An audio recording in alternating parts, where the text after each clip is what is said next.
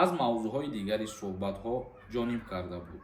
шумо барои 100% омада метавонед. Ин чиза аз тақдиртон мебинед. уведомление ҳам доштам. ҳозир дар Тоҷикистон. Салом тамошобинони барномаҳои Сорбон Сафаров. информатсияи нав ба маълумоти шумо мерасонем.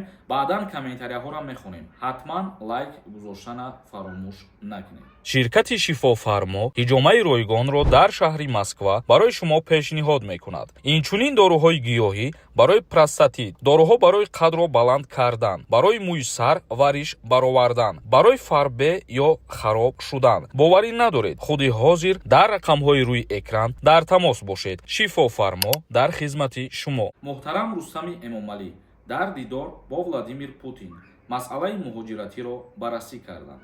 чӣ хеле ки медонед, муҳтарам Рустами Эмомалӣ бо сафари корӣ ба шаҳри Москав сафар карда буд. дар мулоқот Рустами Эмомалӣ раиси Маҷлиси Миллӣ, Маҷлиси Олии Ҷумҳурии Тоҷикистон бо Владимир Путин, раиси Ҷумҳурии Русия, ки имрӯз дар Москав доир шуда буд, масъалаҳои вобаста ба муҳоҷиратии меҳнатиро баррасӣ карданд. дар хабари расмӣ гуфта мешавад, ки равона сохтани талошҳо барои ҳалли ҷанбаҳои ҳалталаби соҳаи муҳоҷират аз мавзӯъҳои дигари суҳбатҳо ҷониб карда буд. ҳамчунин саҳифаи Маҷлиси Миллӣ дар он ҷо навиштааст, ки дар мулоқоти шаҳрдори Душанбе бо раиси Ҷумҳурии Русия дар мавриди вазъи Афғонистон гуфтугӯ сурат гирифт. манбаъ қайд кардааст, ки дар ин дидор маҷмӯи васеъи масъалаҳои ҳамкории шарикии стратегӣ ва ҳампаймонии Тоҷикистону Русия баррасӣ гардид. ҷонибҳо аз робитаҳои байнипарлумонии ду кишвар изҳори қаноатмандӣ карда, тамоили мусбати ҳамкории мутақобила дар бахшҳои сиёсӣ, тиҷоративу иқтисодӣ, фарҳангиву гуманитарӣ ва ҳарбиро таъкид карданд. яке аз мавзӯъҳое ки мисол барои тамошобинони канали мо муҳим мебошад ва зарур мебошад, ин суҳбат карданшон дар мавзӯи ҳалли мушкилии муҳоҷирони меҳнатӣ дар Федератсияи Русия буд.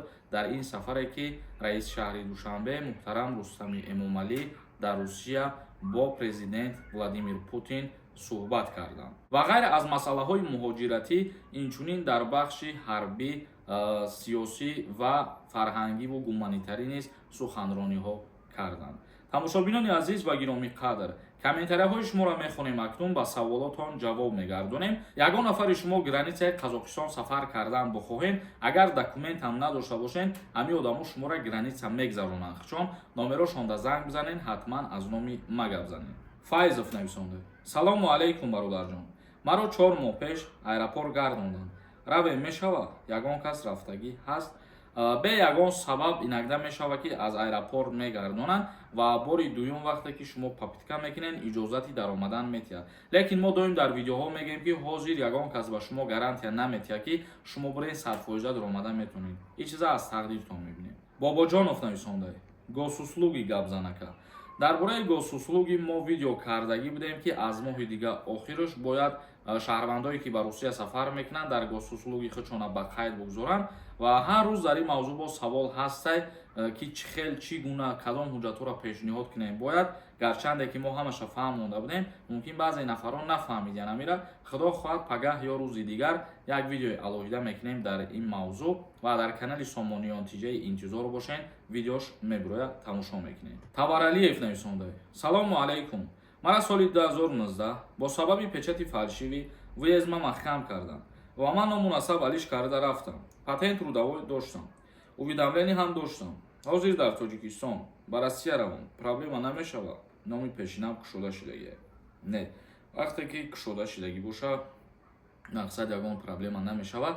лекин бародарае ки запрет мекунанд ному фамилияҳотона, ному насаб иваз карда сафар накунем ба Русия, чунки як кирдори ғайриқонунӣ мешавад. мисол давлат шуморо запрет кардагӣ ва шумо бо роҳи ғайриқонунӣ вориди Россия мешавед. ҳамун вақташда мумкин тафтиши хуб кардагӣ набудиянд ки мисол ному насаби пештараб набиромадаед. вагарна вақти тафтиш кунанд ному насаби пештараб бироя ки запрет дорад, проблема боз болои сари хитон мешавад. назарзода нависонда. салому алайкум акаҷон.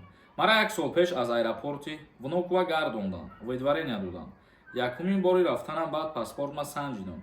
гуфтанд тоза ҳай, рафтан метавонам ё ки не. агар ки ҳозир санҷидагӣ бошед, бале. агар пештар бошад, ҳозир як бори дигар аввал бисанҷед, баъд аз пайи рафтантон бошед. як нафари дигар нависондай: ассалому алайкум бародар, якдиз савол доштем. Ҳамин патенти дигар шаҳрат дорем, платид мекунем, неки дигар шаҳрда кор мекунем, регистратсия ҳам мекунӣ дар документҳо, ягон мушкилӣ мешава? бале, мушкилӣ мешава. Вақте ки шумо дар ҳар куҷое ки кор мекунед, фаъолият мекунед, зиндагӣ мекунед, бояд ки регистратсияи шумо ва патенти шумо аз ҳамун ҷои будагитон гирифта шудагӣ бошад. Чунки мумкин нест патент аз дигар ҷо, регистратсия аз дигар ҷо ва шумо дар ягон шаҳри дигар кору фаъолият кунед. Худоидод нависонда: ассалому алайкум ака, экзамена харида мешавад? Илтимос ҷавоб медодем. Пештар вақтҳо мешида филиалҳое ки сертификат медоданд барои донистани забони русӣ, вале ҳамаи ҳамиҷаҳоро маҳкам кардан, аз байн бурдан. Ҳозир давлат куҷоеро ки муқаррар кардагиай, танҳо ҳамуҷа мерен, мақсад экзамен месупорен, агар ки гузаштен мегирен, нагузаштен не. Як нафари дигар нависондай: салом Сорбон, агар трудовой договор накунӣ, патент аннулировад мешавад? Баъд ягон илоҷ нест? Не, ягон илоҷ нест вақте аннулировад шавад то 1 сола. Бале, вақте ки шумо трудовой договор накунед, агар то муддати 1 моҳ баъд аз гирифтани патент метавонанд патенти шуморо аннулировад бикунанд. Саадулло нависондаед: ҳакай Сорбон, оилама моҳи декабр Москва оварда будам. 28 март хона равон кардам. Кай бо метавона как гости Москва даромада? Агар ки пеш вақти баромаданаш мигратсиони карташ гости хати баромадагӣ бошад, баъди ана ҳамун 9 моҳ ҳисоб мекунед. Ба хотире ки тибқи тағйиротҳои нав дар Русия мигратсиони картаи гости ҳозир дар 1 сол 1 маротиба дода мешавад. Ҳар касе ки гости меброяд боз баъди 9 моҳ. Лекин дар амал ҳеҷ чиза ба назар намегиранд, аз тибқи қонун мегирем, агар ҳамихели тағйиротҳо шудагиай. Зиндаву сарбаланд бошен. Видеои имрӯзаро ҷамъбаст мекунем. Худованд ҳамаи мо шуморо нигаҳбон бошад.